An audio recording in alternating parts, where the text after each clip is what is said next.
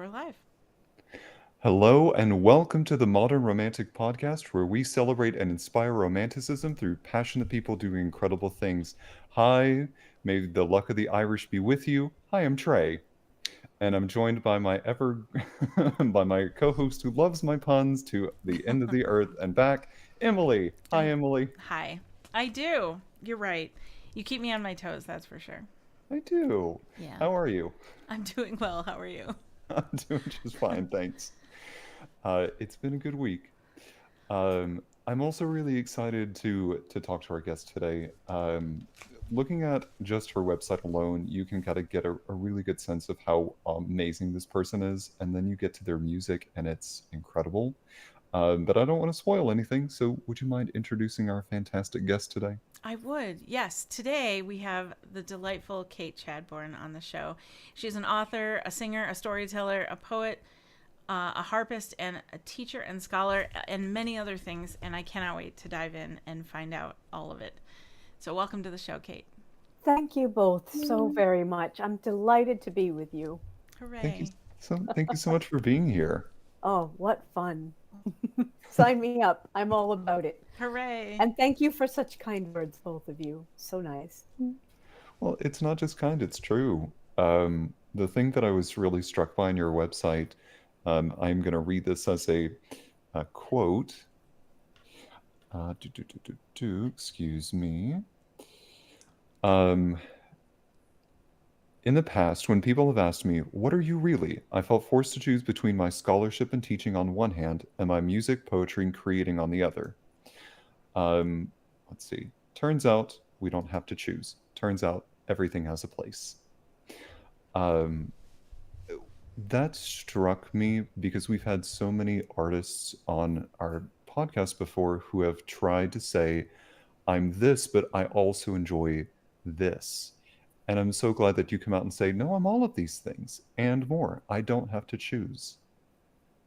I am all about that for all of us. I don't like the idea that we have to all kind of condense ourselves into something that's simple and is easy for other people. I'd much rather have people be a scientist and a dancer and a watercolorist and an avid gardener, you know, be all of those things. We are so many facets, all of Mm-hmm. us.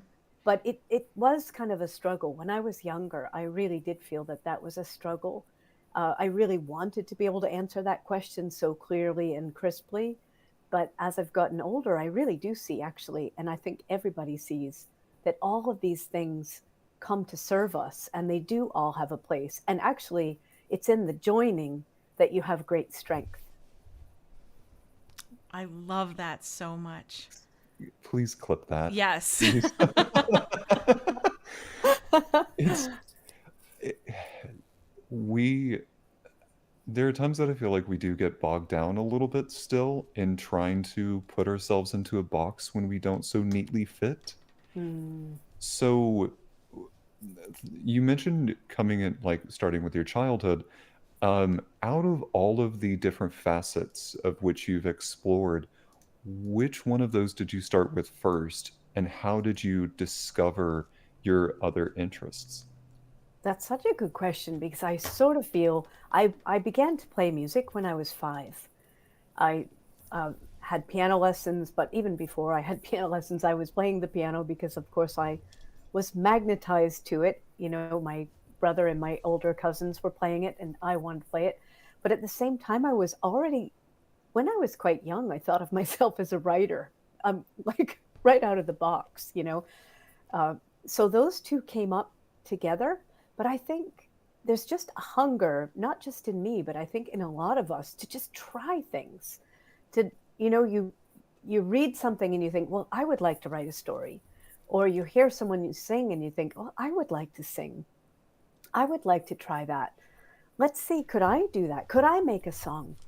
Mm-hmm. And I am all for the freedom of everyone saying, you know, like the stakes are low is one of my favorite thoughts. Is just the stakes are low, just try.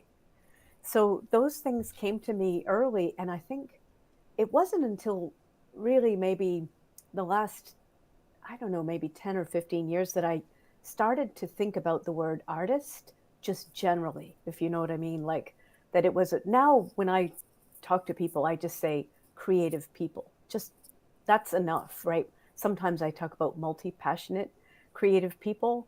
Just again, I want to give as much green light to everyone as I can.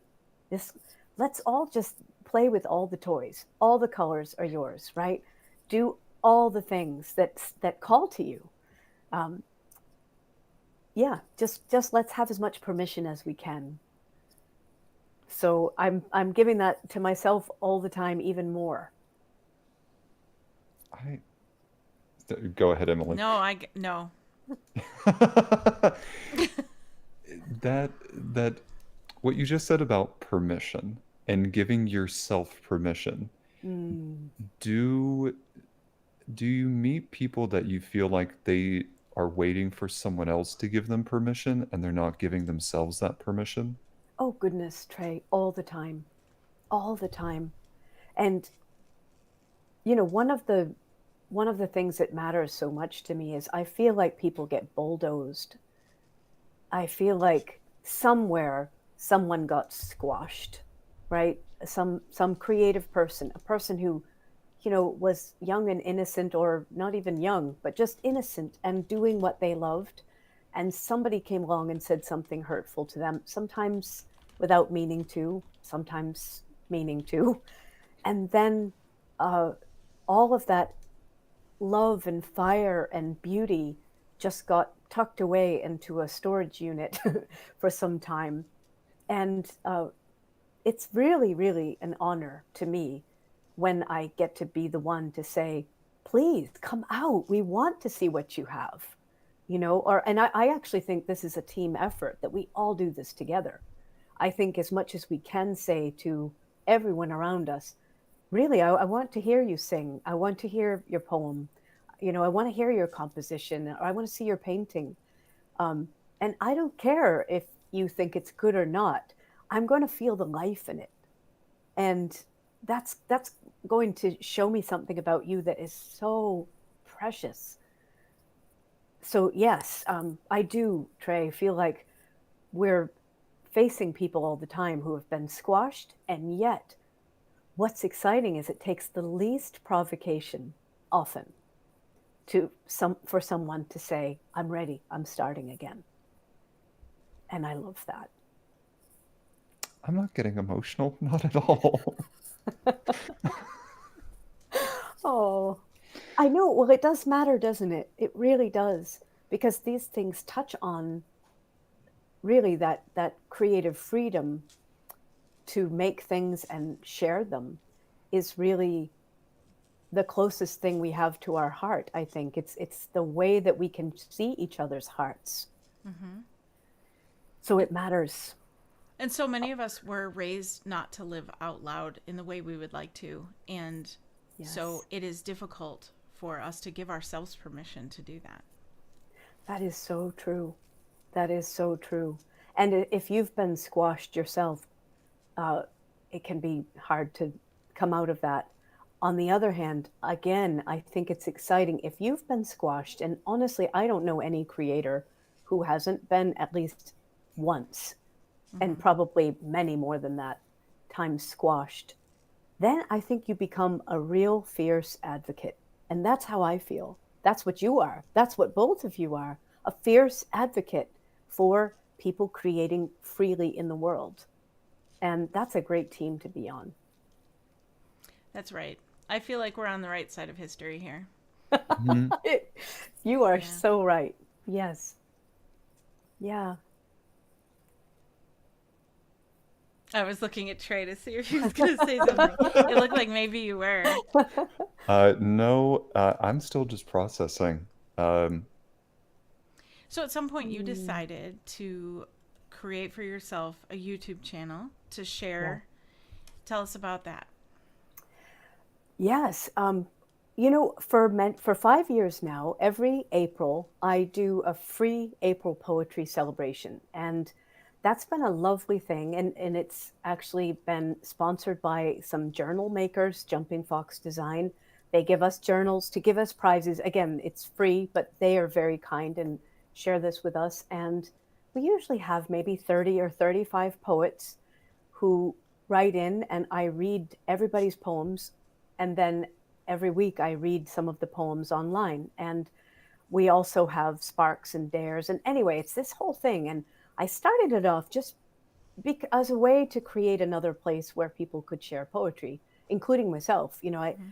To study poetry, we read some great poems. Anyway, this was the 5th year of doing that, and it's been a delight. Really, and our poets are, I think, our youngest poet ever was 4 years old, and we have poets up until their 80s. And in fact, I will quote, and Rosie, who's now, I think she's 7 or 8 years old, and this was her poem: "Strawberry, strawberry, riding a horse." And isn't that one of the best poems you ever heard? It's so unexpected but delightful. It's so delightful. So anyway, when the celebration ended this year, I just thought, why don't I keep going? Because I really love being with people in this way. And then I decided, these are the two sides of my life: is Irish studies, because I teach Irish studies, folklore and language. And then the other side is my creative side. So I was looking for a way to bring them together, and it's coming together, and I'm having a great time. So every week I love to tell stories on this podcast. I love to share. I'm really fascinated with meaning at the word level. So for me, I love to bring people's attention to certain, well, Proverbs is one of my great, I love Proverbs, and I love phrases and interesting bits of language that let us understand something about the people who used them. And then, which I think I'm always looking for, where does this take us?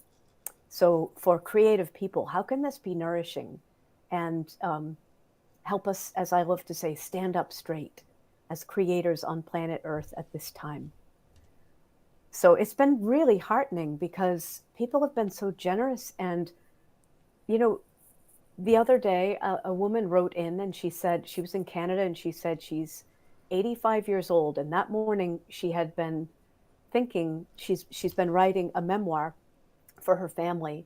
And she said, I was thinking about giving it up. And then she found one of my videos, and she wrote and said, I'm going to keep going. And I'm walking on clouds, because that's my heart's desire. And I mean, again, I'm doing it, but I know we all do it. We all can do this together. So the YouTube channel has grown out of that. So I'm learning. I don't do anything fancy, I'll tell you. I just turn on the video and tell people about Irish studies and talk about creativity, and off we go.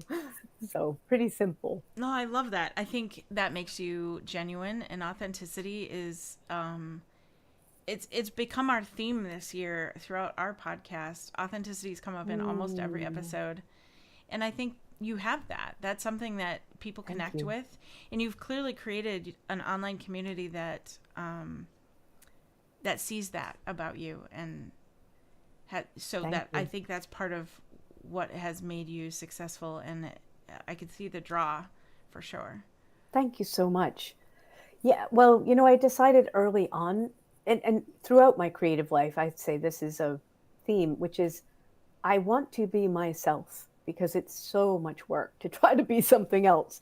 And I'm not a technical wizard. I'm not bad, but I'm not a technical wizard. I'm not flashy. I'm not a supermodel. I'm not any of those things that I think sometimes keep people from trying to do things. I'm just myself, just Kate.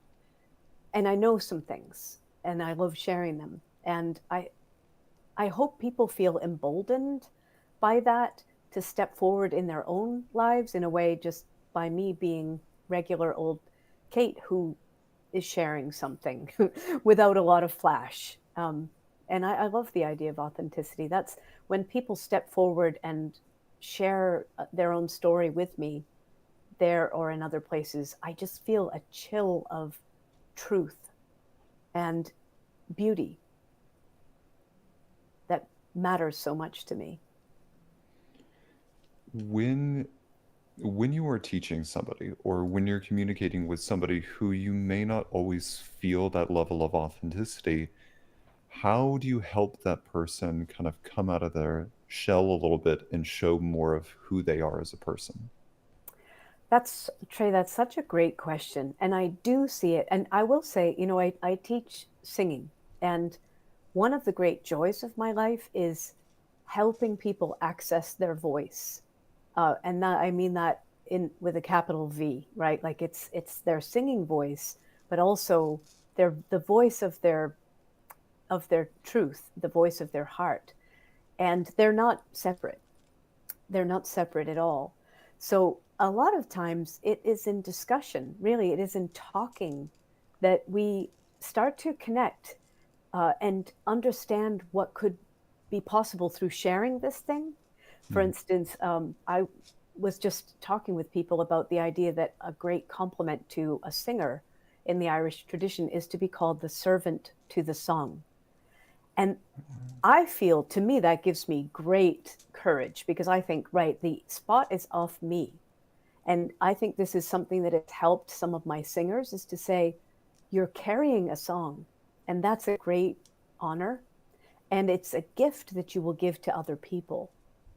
So you don't have to be different than you are. In fact, your authentic voice, who you are, as long as you are wholehearted, we're going to hear it. So we work on being wholehearted. Part of that is mechanical. We work on breathing. That's a big one. Making sure you're breathing. But if you're not wholehearted, you're not breathing. And if you're not breathing, you're not wholehearted, you know? So It's like that's just one way anyway. it's like they're interconnected, breathing and, being wholehearted.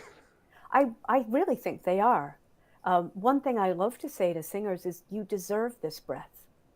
Oh, You deserve this. Oh, Like, inflate your lungs, take in the air, kind of Ralph Waldo Emerson saying, drink the wild air, which I love how he said that. Um, yes, you deserve this breath. You deserve to take up space. You deserve to make a sound. You deserve to share your individual take on this song. We want to hear you. So, little by little, um, people do increasingly trust themselves and take the breath and open up. And it's really, honestly, I get a chill just saying that because it's a thing of beauty. I have a question for Trey. Then oh God. Trey has a master's degree in vocal performance. hmm Amazing. And I want to know what your take is on what Kate just said versus how you were trained. Ooh, I'm gonna say this as politically correct as I can.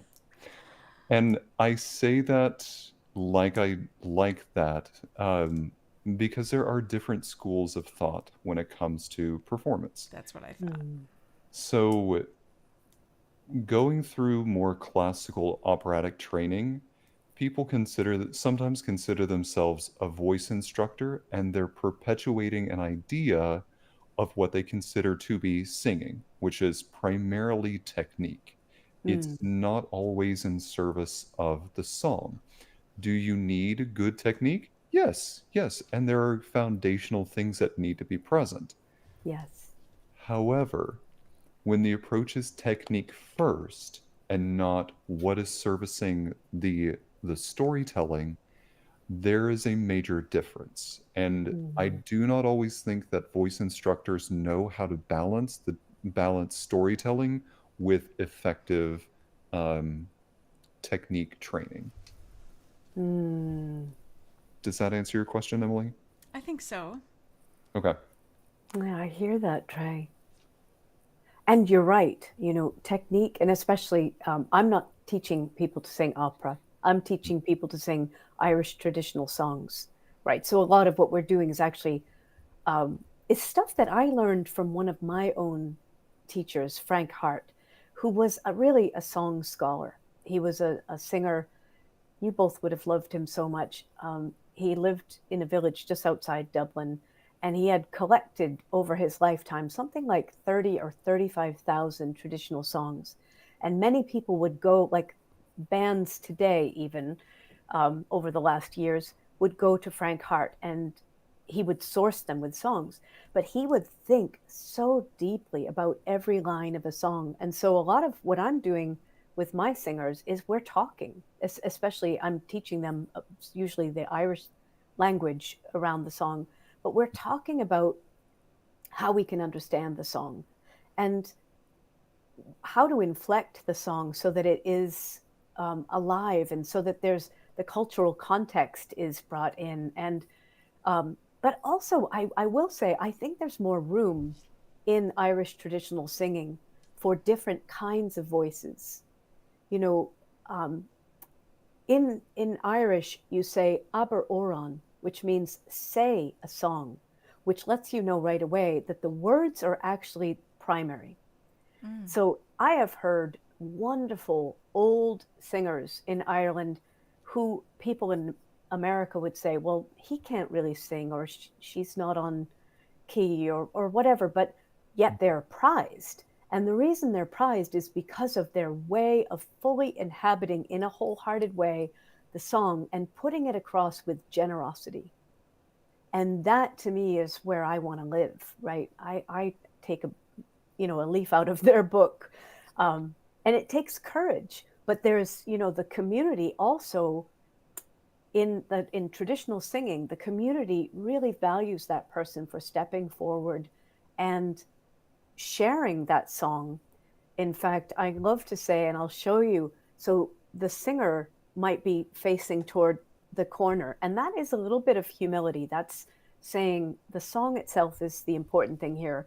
But traditionally in communities, people used to come and take their hand and circle it like this as they were singing.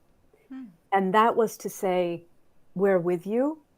Let us lend our strength to you. What you're saying is vital for our community, and you're not alone. Wow. That okay, that's so powerful. Yes. That's exactly what I was thinking. That word, powerful. Hmm, it We is. in modern times there I feel like we get a little caught up in the spectacle of performance and not necessarily a meaning. Hmm, Do and maybe it has more to do with the genre as opposed to like the singer itself. yes. When for you does the spectacle stop and the real intrinsic meaning behind a performance begin? Oh, I love that question. Years and years ago, one of our professors at Harvard University, I told him that I had gone to see a singer. And he said, yes, you saw her. All right. You didn't hear her. And what he meant by that was she was an arm waver. Sorry, you guys. I didn't mean to burst right out laughing, but it is kind of hilarious. No, that's great. She was and is a sort of, the traditional way of singing is you're sitting and you're singing. And again, people don't do this so much anymore. But again, the traditional singer sang toward the corner. We even have, believe it or not, we have an old Irish tale or a medieval tale in which a severed head, I kid you not, is asked is put on a pillar stone and says, "Turn my face to the corner," and then he sings a lament. So there it is. We know of that from an early Irish tale. So when my professor was saying, "Yes, you've seen her," it was because he was making a sideways comment that she was too much into the spectacle, right? Um, a really traditional singer is not all about you know, the smoke and the the costumes and everything. I don't want to say that that's wrong, though. If we can still connect from the heart, I say go for it. Like if that's your gift, costumery and the smoke and the lights and the sequins, wonderful. I don't have any quarrel with that. Where I just want to make sure that we're still connecting. And for me, in my own performances, and mostly, honestly, 90% of the performances I've done in my life have been at public libraries that's where I belong. At a public library with a mixed group of all kinds of, seniors and children and everybody in between, on the same level, not on a stage. I don't really like that because I like to feel people. And I feel like, and I love to get people singing. So that's kind of more my art, is like, let's go somewhere together. Let's see if by the end of this we can all feel happier. That's my agenda. So the feeling is most important. That's I all try not to matters. wave my arms too much, but it could happen. I'm telling you. You've also talked about a couple times now referenced that you promote the Irish culture and language. Um, why? What about the Irish culture and language really spurred your fascination? Oh, and again, I love how you ask that. I think it was the sense that people matter the most. That I knew, I always tell the story that when I was 12 years old, I was watching a PBS program, and I saw this PBS program about the Irish culture, Irish folk culture, Irish language, and I began to cry at 12 years old because I saw something in that that said to me, this is about, there's a valuation of beauty, which is, that's what you guys, modern romantic, here you are, of authentic, of human, the human artistry is valued here. And I now say, if I could boil Irish folklore into one kind of main message, it is this: be a human being among human beings. That is my favorite message. And I think I don't know, to me, it's precious. That is what really keeps me in it, this real pulsing humanity, and a kind of grace of um, the way people come forward for each other, even in difficult things. And I'm not saying, I'm not trying to romanticize. Of course, there's difficult things, and there's troubled people and everything. But overall, it is that sense of being a real human being, talking to people like people, treating people like people, listening to the human voice in the story, in the song, in the poem, whatever the artistry is. That's where I just love that. And I want to share that so much. I want to share contact with that, with everyone. That was something that harkens back to the episode we had recently with Danny Klecko, and he mentioned that he doesn't feel that he's. I could be saying this incorrectly, so forgive me, but it was something like he didn't feel like he was, or part of what made him a poet was that he loved people. I love that, Danny Yeah. Klecko. Yes. Yes, loving people in all their quirk, Mm-hmm. right? And there's lots of quirk in me and There's lots of everyone. quirk. There's a ton of quirk. Mm-hmm. And yet there's something wonderful about deciding that you're going to love that. There's a benevolence in that I just love when I encounter in people. You can feel it. Mm-hmm. I was watching an interview with the musician Andrew, I believe it's Andrew Hosier, Irish folk singer, Yes. now turned more pop. But he was he did the interview talking about, and it's completely escaped me at this point, but really just his whole songwriting process. And I remember listening to his debut album, Wasteland Baby. No, that's not his. I'm getting so many details wrong. Hosier, if That's you're all listening, right. I'm so sorry, Hosier. Point being, I remember listening to Wasteland Baby, um, and listening to the way that he phrased certain things. Mm. And there was such heart and such humanity in every single lyric. Mm. And people online will compare him to almost like an eldritch being because of the way that he romanticizes his language, but there's also so much humanity in the Mm, poetry and lyricism of his works. mm. I love that. I love that. What a gift. Mm-hmm. What a gift. You Yeah. know, and because I mean that is all of us creative people, and I am, you know, the door is open. If you are self-selecting creative person listening into this conversation, you are in the club, in my opinion.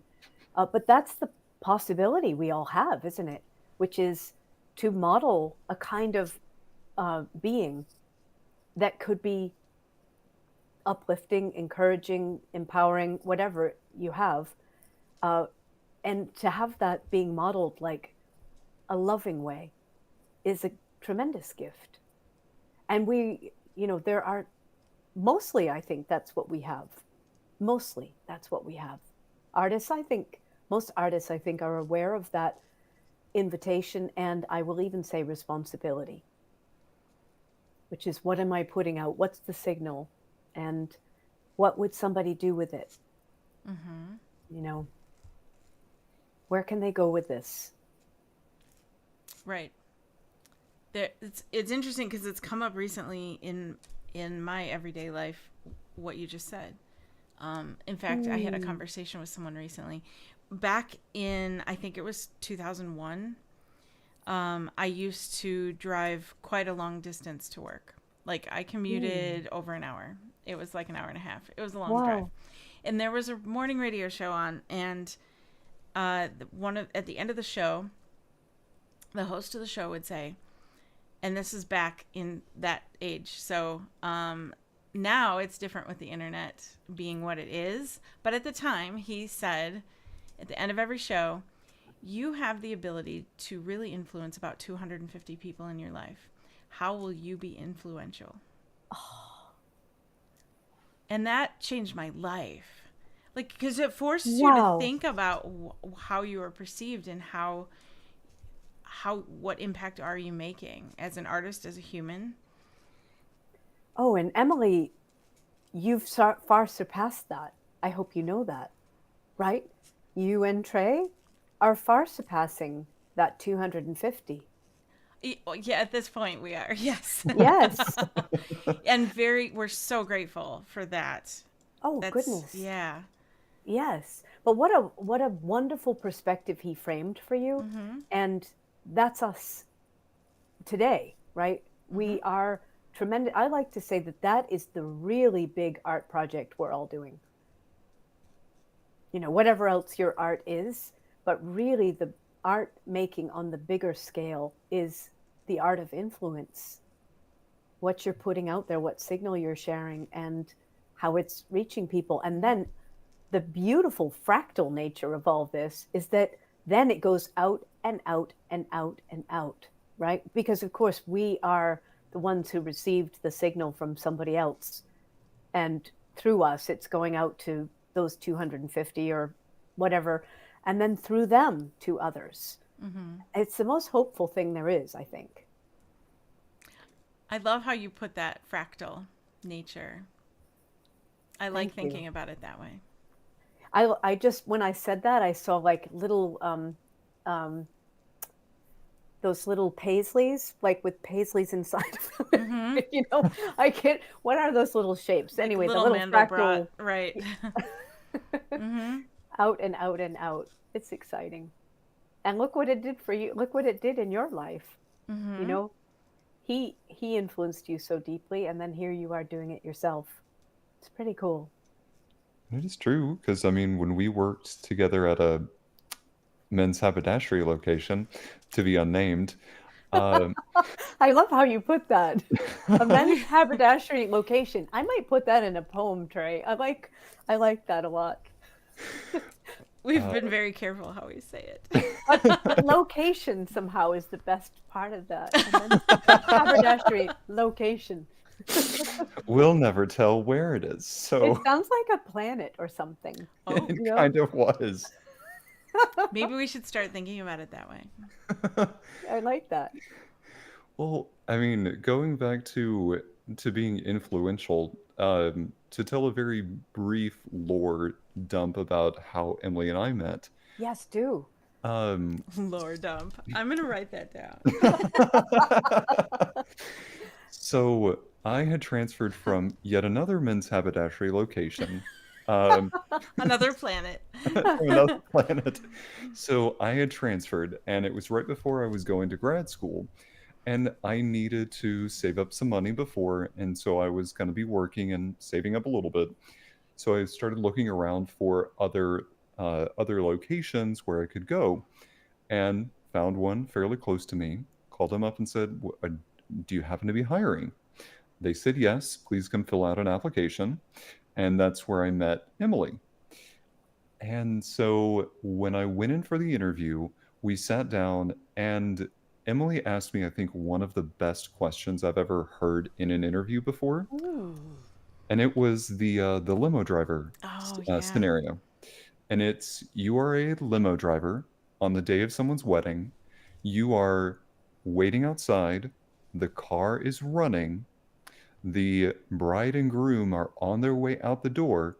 You are currently standing outside of the door. All the windows, everything is closed. You go to pull on the handle. It's locked. Mm. What do you do? Whoa. And that for me, I think kind of changed my brain chemistry just a little bit. Hmm. Because no one has asked, like, take care of the situation first and then ask for forgiveness later Mm. in such a way. And it really made me think, oh, she gets it. And like she is somebody that I want to get to know and I want to get to like understand the way that she thinks. Mm. And in my 4 months just at that point working together, I saw her do and craft things that I didn't know was humanly possible. The Wow. way of organization, the way of considering the person first and not just Mm. as a customer, I felt a lot of humanity for that. And is my Mm. intention to make you cry right now? Yes, it is, Emily.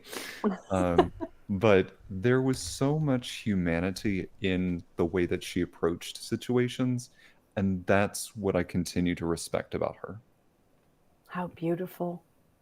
Wow. Thank you. Goodness. Emily, where did you come? How did you come up with that wonderful question?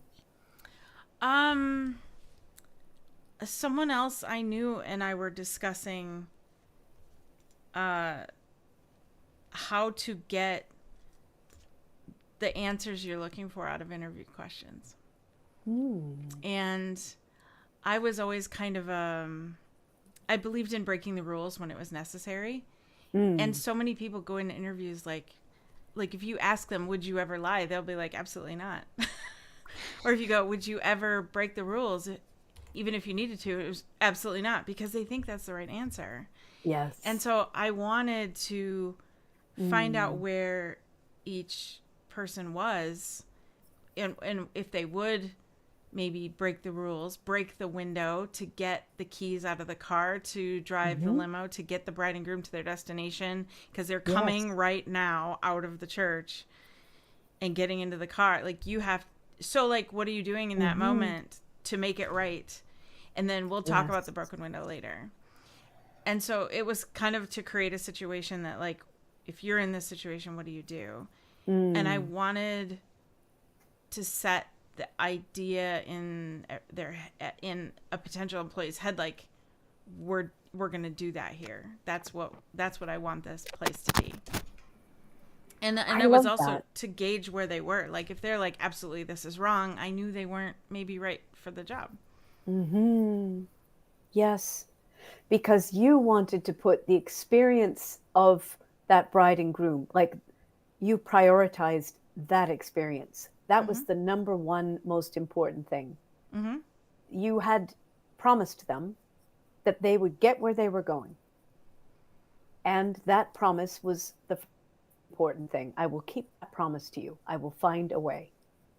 And in a Yeah. lot of pressure. This is the biggest day of potentially of their lives. This is in a high Yeah. pressure situation. Like you're brand new to this job as a limo driver and you want to impress. There's a lot of things going on there. So yeah, that was kind of the point, to create that Those are situation. the hard moments, aren't they? You Mm-hmm. know, I always tell this story. It's a story from Donegal about a woman who opens the door. There's someone at the door, and standing outside when she opens the door, she sees a woman and a baby. And the woman says, and she looks very rough and ragged, and the outside woman says, "Have you any milk? This baby is so hungry and thirsty, and we need something." And the woman inside the house looks at her and says, "She looks like a traveling person, and the only milk I have is in the barn. And if I go out to the outbuilding to get the milk, she'll probably rob me." And so she makes the call. "No," she says, "I don't have any milk in the house. I'm sorry." And so away go the woman and the baby crying. Well, the next week, the housewoman is walking down the road, and who does she see but that same red haired woman? Looking at you, Emily. That same red haired woman carrying the baby. And the woman comes to her and slaps her hard against the face, Ooh. against her face. And she says, "I know very well that you had milk in the barn." And she said, "And what's more, this baby I'm carrying is your own brother's baby." And it's implied through this story that she is one of Nadini Maya, the good folk, right? But she has come forward to show you what the right answer is. And the right answer is not protect what you have. The right answer is feed a baby, whatever baby, That's right. right? The right answer is get the bride and groom on their way. Yeah, the right answer is the people answer. Mm-hmm. Always. Always. Yeah. Yeah. I Have I think shocked you, Trey, with that story with the slap? And I, and I like actually, that. and it's said that, ever afterwards she had a cur winial, a crick in her neck that she never recovered. Oh. So she carried the sign of that hard lesson, I suppose you could say. And then, of course, we who know the story have the lesson from her. Because honestly, anybody could have made the wrong choice there too. But we're being taught through that story what the right choice is. People first, all the time. Mm-hmm. it kind of reminds me a little bit of the opening to Beauty and the Beast, where the prince is positioned for, I don't know, just a small bit of kindness, and initially just casts what he considers to be something old and ugly away when it turns out to be an enchantress of sorts. Hmm. So I see a lot of parallels to that, and a lot of like the denial of humanity in favor of protecting what they think of something that they consider to be valuable, and Yeah. not share it with somebody that they deem to have less value. It's the thing, you've put Ooh. your finger on it, isn't it? It's appearances, right? And not having the eyes to see through them every time. Every time. I always say my least favorite sentence is, "He's just a fill in the blank. She's just a fill in the blank. He's just a child. She's just a, traveling person, whatever. She's just an old lady." Ah, underestimate at your peril. We now know. Let me write that down. Underestimate at your peril. Well, the comeuppance is on its way. You know that for sure when you underestimate that. Yeah. But even if you were to be robbed, giving or attempting to give milk anyway still puts you in the right place. You said it. You said it. I remember when I was quite young, I went to a program at our local library, and the musician and poet who was coming to be with us said that he had lost his tin whistle somewhere along the line. And he said, I don't know if I lost it or if perhaps it went to someone who needed it more than me. That's how he put it. And I loved that. And I remember it really stuck out to me at age 12 or whatever I was, like, wow, what a great way to be in relationship to your stuff and what has become of your stuff. I'll try that, please. That sounds like a good way to be. Yes. When it comes to Proverbs, the thing that's been kind of connecting this, and from everything that you've said up to this point, it seems like you are promoting a connection of community where there's no gatekeeping. All people are welcome, or Yes. I don't believe this is the correct conjugation of this, but all are falsche. Um, I love that, how you said that. s- so, am I correct in understanding that's the kind of, for lack of a better word, I'm missing, but a kind of aura that you're wanting to give is a welcoming of everyone into community?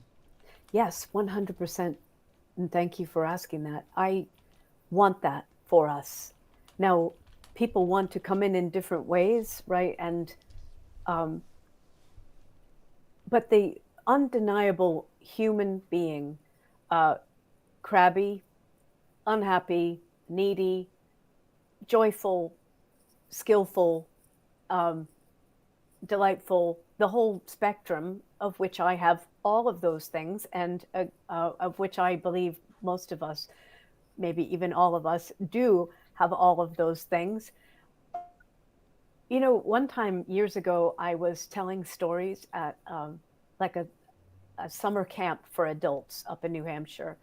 And there was a man there who spoke a lot during my presentation. And I knew that he had whatever he had, and I didn't mind and whatever. But another man gave a presentation after, and he complained to the man who ran the camp.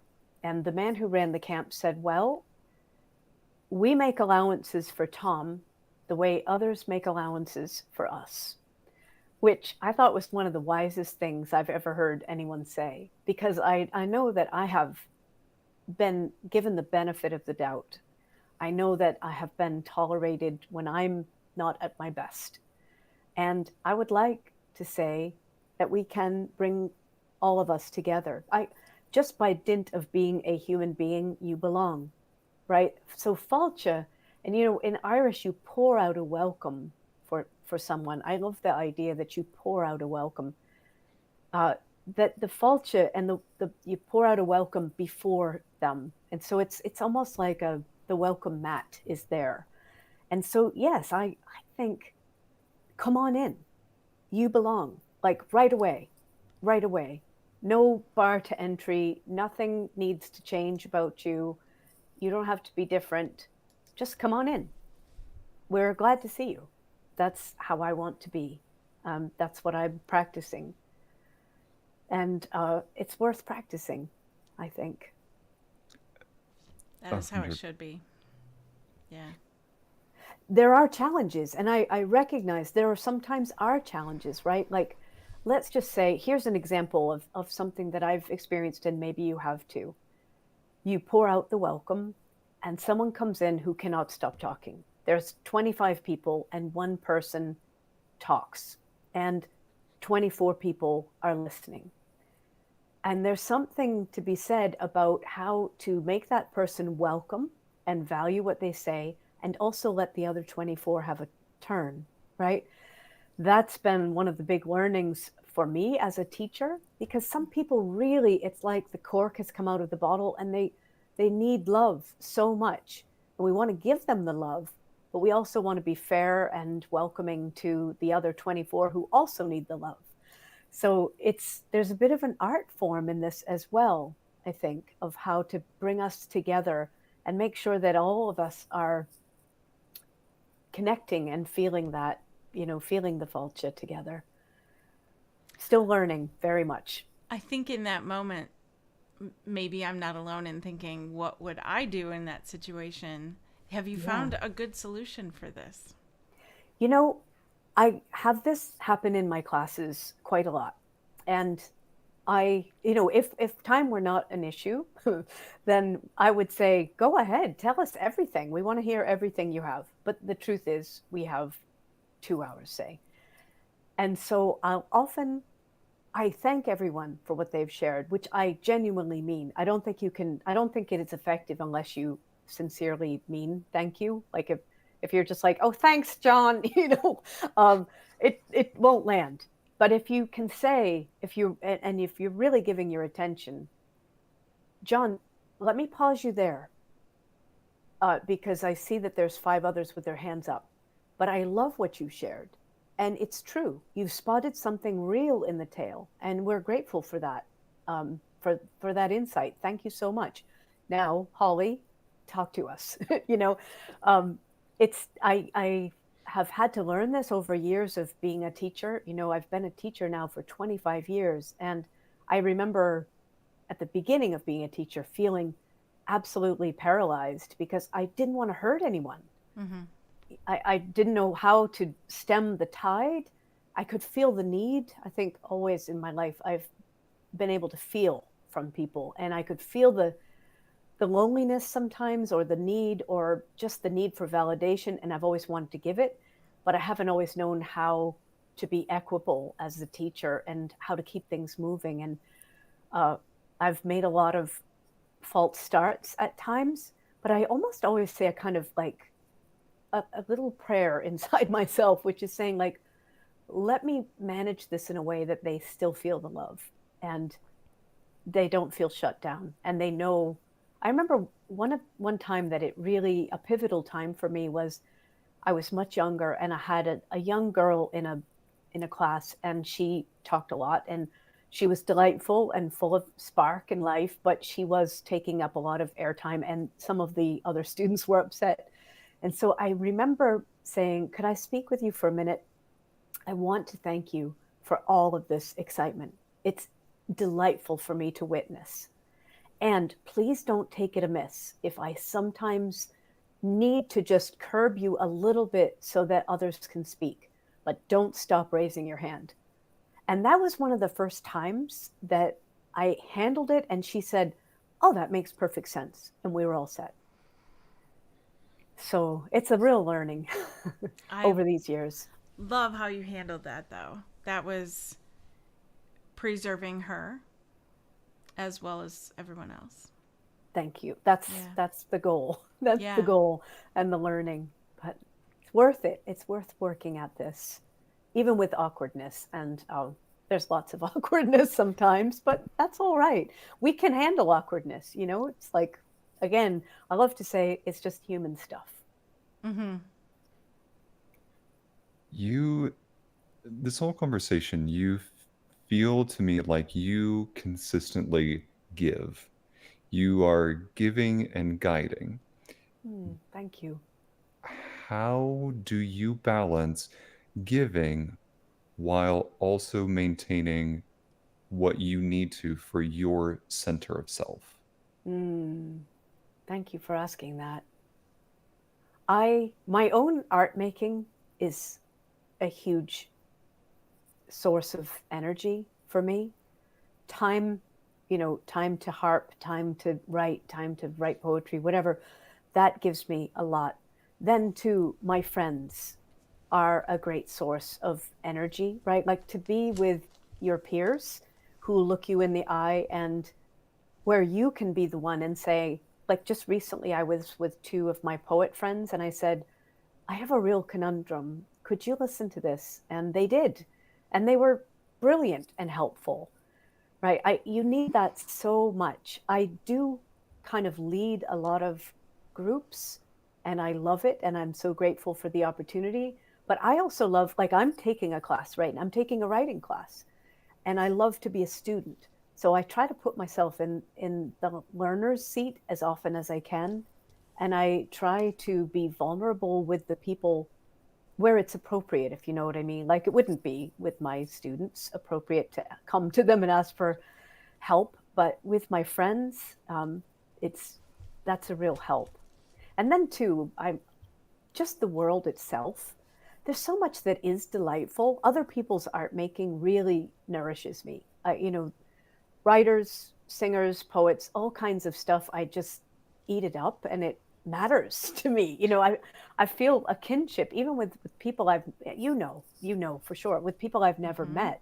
They mean so much to me, just that they're in the world making what they make. The Irish poet Seamus Heaney, I met him once or twice, but he would never have known me. But the fact that he was in the world mattered so much to me. And not just me, many, many thousands of others also felt that way. So I take a lot of strength from other art makers. Watching brave, cool people do their thing, it just fills my cup. Mm-hmm. Same. Yeah, you too? How Oh, how about yeah. you guys? Do you have other things that help you feel like you're receiving enough on, which requires dedication and creativity? How up you're receiving? I'm going to ask you to repeat that because something happened with the connection and I could only hear every like fifth word you were saying. Oh, I'm sorry. I hope I That's haven't okay. done anything here. No, I think Um, it's just the connection. oh, okay. I was asking, since you're both involved in your own creative work, but also the venture of creating this podcast and live stream, which requires a lot of consistency and kind of stamina. Anything that we do that we take on in this, here you are consistently doing this. What do you turn to that gives you that sense that you're receiving enough to be full up? Do you want to answer first, Trey? No, but I will. Because I can if you want. I was just allowing you to take that if you wanted. No, I'm still kind of formulating, so you go ahead. For me, it's right now. It's this moment. What I get out of this is this. So all Yes. of the Oh, I love work, that. all of the daily stuff and the social media posts and all the little editing and clips and notes I'm taking right here because that's what I do during every show. It is this moment though that, and it happens sometimes when on like, because we typically record on Monday evenings and do the live stream Monday evenings. And sometimes on Sunday I'll be like, oh, I'm not feeling it this week. Or even on Monday during the day, I'll be like, oh, I'm not feeling it this week. And sometimes, even after I've done the research on our guest, if it's somebody I'm not familiar with yet, I'll have done the research. And even while I'm doing the research, I get excited and be like, oh, I can't wait to talk to this person. And then I go, oh, I'm not feeling it. But then we go live anyway. And it changes all of that. Every single week is like therapy for me. It's like the thing I needed for my week. It's the thing I needed to keep going. It's doing it anyway is the thing. Yeah. That's doing it anyway is the thing. I could have a tattoo of that, maybe. Maybe. Right here. Doing it anyway is the thing. It's the truth, isn't it? It really is. It's like, this is the place of nourishment. But I love how you said this is, I have a poem that says the reward for courage is courage. Mm-hmm.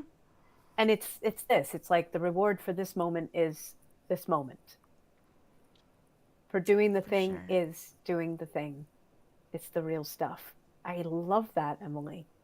Thanks. Yeah. Yeah. And here you are. And you show up and the flag goes up and the light goes on and you're in flow. Yeah. How can I not after, after last Monday and the Monday before and now this Monday, like next week's going to be the same. And it's not that I will necessarily dread it, but when I'm not feeling it goes away immediately.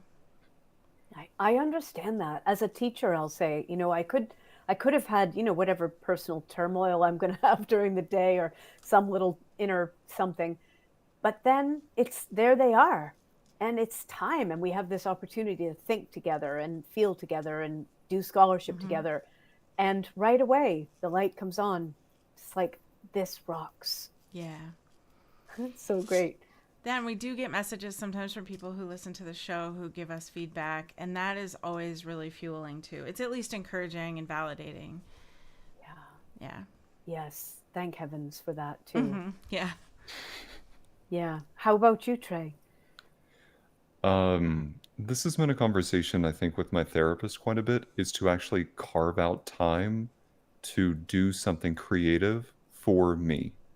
Whether or not the world gets to see the creations or not, the fact that I'm doing it for myself is the thing that fuels me. We Mm. had Felicia Day on our podcast who wrote a book about unleashing your creativity, Mm-hmm. and there's an exercise in her book that has you draw the worst horse that you've ever drawn in your entire life and doing it intentionally. Mm-hmm. Mm. And at the bottom, she writes something to the effect of, "See, look at how horrible that is." But the fact is getting it outside of yourself Mm. and doing it with intention because you're fulfilling something intrinsic. Mm. So whether for me, I love foreign languages. So it's been learning Spanish again. It's getting better at that. It's getting better at sewing and finishing Renaissance costumes, which is happening on Oh, Saturday. Um, so cool. so it's all of these little things, but they're things that I am passionate about and Mm. fuel me, and that's what matters, is that it fuels and is important to me. Here, here. And I like what you said about, I think it's, we've come into this world where everything is about monetizing. It seems like maybe we're starting to sweep out of that um, trend where everything has to be like made public and monetized. I love to do things for myself that no one will ever see. I write a lot of poetry that I'll never share. I love to make instant songs that they're one and done, and they're over too. Like I don't record it necessarily. Because I love that feeling that this was just for me, self delighting. I think is really important, and that there's always more too. I love that sense that the basket is never empty. So yeah, I think that's so powerful, especially in this world today, to decide I'm just going to make this because I feel like making it. I just want to make this thing. It doesn't have to be brilliant, and I don't have to be able to sell it, and I don't have to put up a picture of it on social media. I could just make it because it's fun to make, you know? Mm-hmm.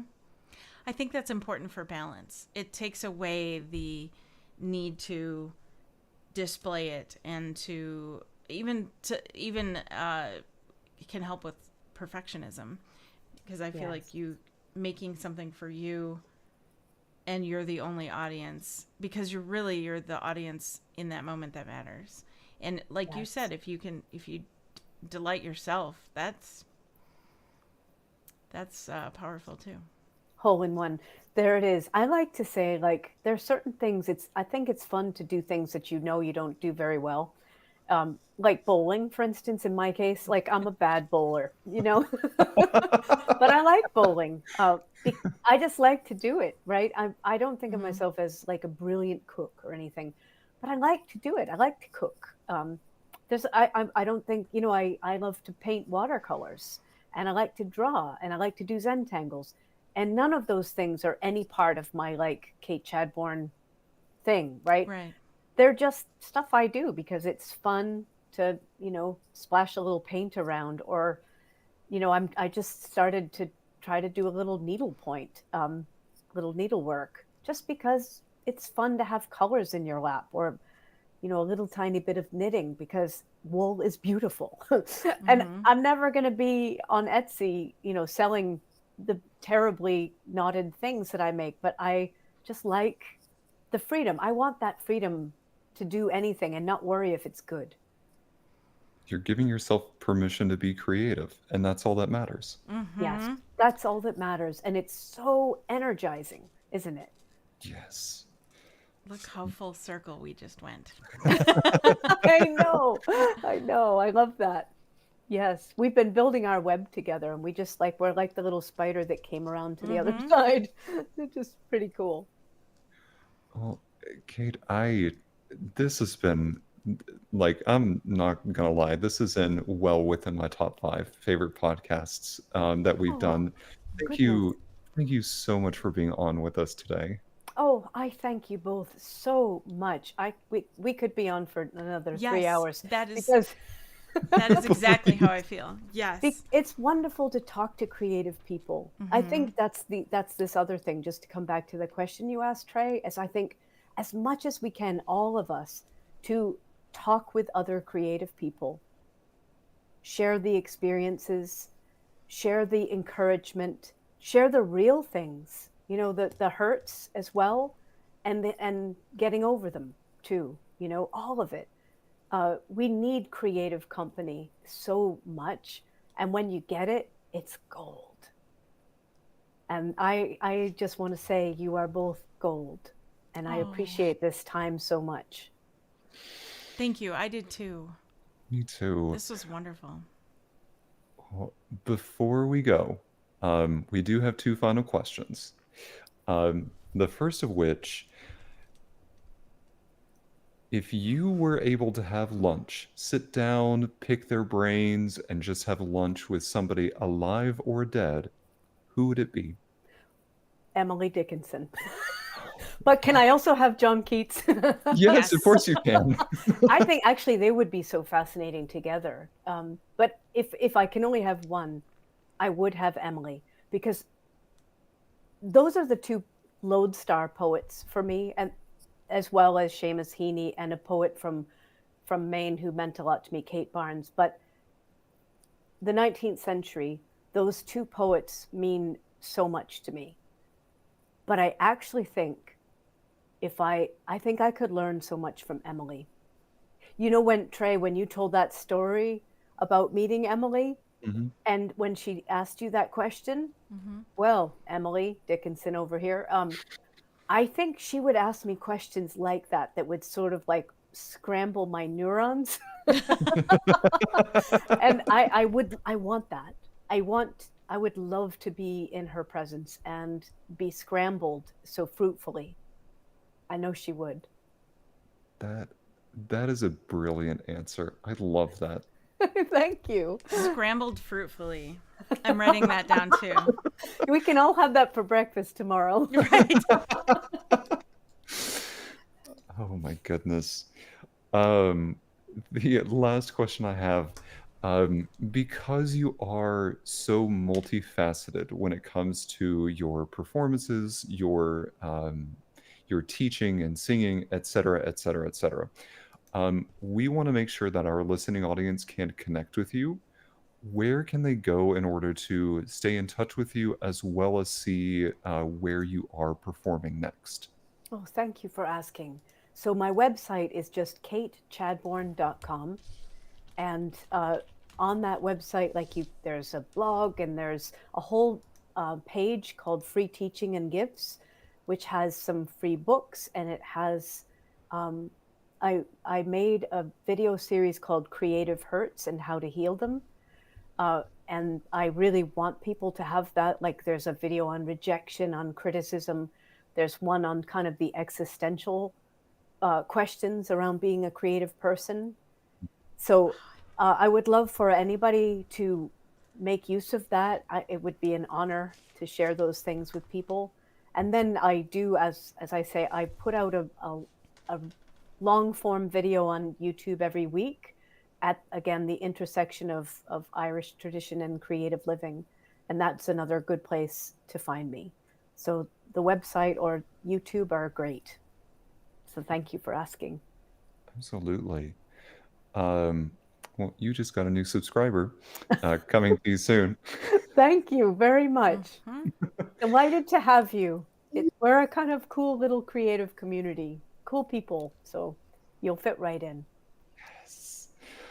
Well, Kate, again, thank you so much for being on the podcast. Would you come back and join us again? Oh, with all my heart. Oh, yay. Yeah. Oh, yes. Thank you. I would love to. Oh, Sign me up. Excellent. yes. So Uh, next week. No. Oh no, Yeah. we have someone we already have next week booked. Well, Oh, ladies thank and you. absolutely.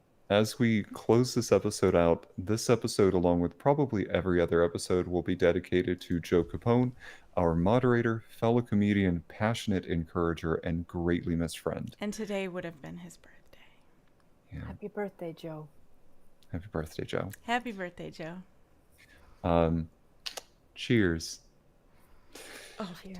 have water. Yes, cheers. Joe. Cheers. Cheers. This episode, along with every other, you can find on our website at themodrom.com. Links to Spotify and our other streaming platforms are available there. You can find us pretty much wherever on social media under The Modern Romantic. We also have a Patreon. If you want exclusive access to behind-the-scenes content, you can find that at many different tiers of subscription status. Though if you are not able to contribute financially, we understand. We like likes, comments, and sharing with your friends and family about how much you love this podcast. Thank you, everybody. And remember, everything is welcome. Everything is falcha. Have a great evening.